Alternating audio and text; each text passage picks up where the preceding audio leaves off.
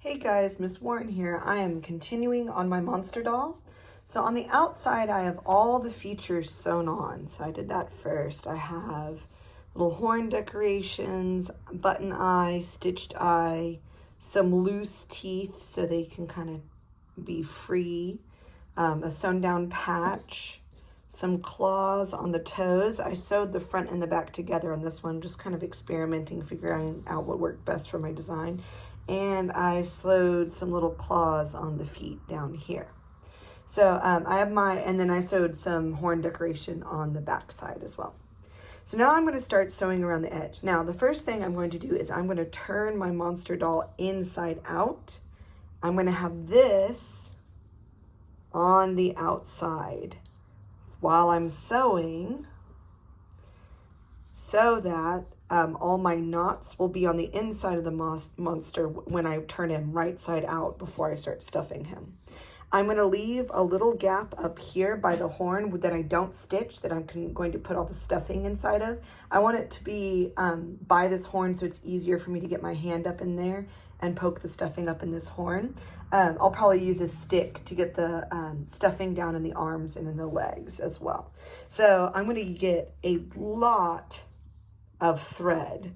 I don't want to get so much that I start getting myself tangled up, but I don't want to have to stop every few minutes and reload my thread. So I'm going to get like 2 arms length at a time.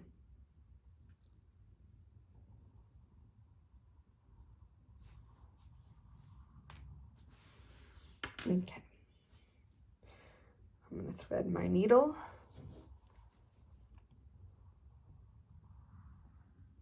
Let's see if it will go there. There we go.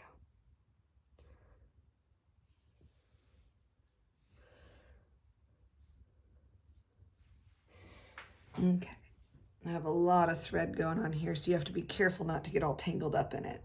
So anything more than about 2 arms lengths, I find is more difficult to work with, and I start to get all tangled up when hand sewing. So if you can manage more than that at a time as you're doing the outside edge, go for it. But I always get all tangled up in all my own loops.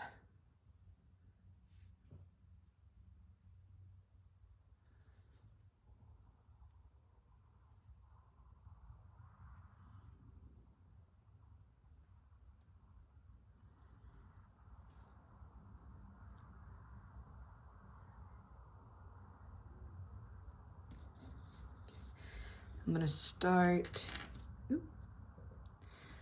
start here, and I'm going to work my way this way because I'm going to leave this little gap open at the top. And I think I'm going to do a wraparound stitch. So I'm going to go through both layers. I'm going to pull, pull, pull, pull, pull till I get to that knot. Here I might trim off some of the extra thread after the knot just so I don't get tangled. Don't want to cut the knot off. I'm going to trim some of this extra thread here too so I don't get tangled. Okay. And then I'm going to just keep wrapping this thread around like this. Now you can go in and out, but I like the wrap stitch when I'm doing something on the edge. You have to really push it to get through 2 layers of fabric. And I'm trying to just go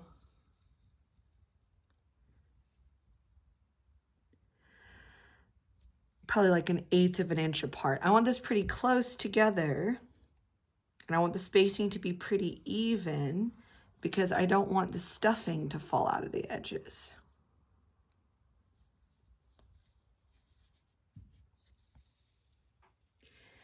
And the more even the distance in between each stitch, the neater and cleaner it will be look. Because already I've done some lower and higher, and so it's not going to look super clean and neat right there. I've done some closer together and farther apart.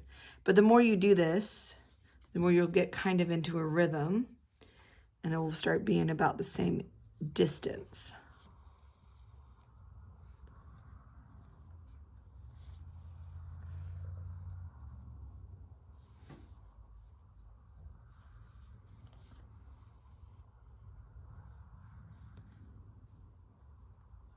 Now this will take the longest part. This is going to be like your longest stint of sewing because I'm going to go around the whole edge except for this little gap here. So I'm going to go ahead and continue sewing. Got a little knot. I have to untie that before I continue. So I'm going to go ahead, and if you ever get too much of a knot, you can always trim it, re-knot it, start again. But I'm going to go ahead and continue off camera. Y'all get the basic idea. I'm just going around the edge, and I'm going to go around the whole edge of the monster doll. I'll start filming again when I get to the claw, because I think that this is going to be a little more complicated because I can't just stitch through all this. I need to watch so I don't get that all folded up. So let me go ahead and pause there.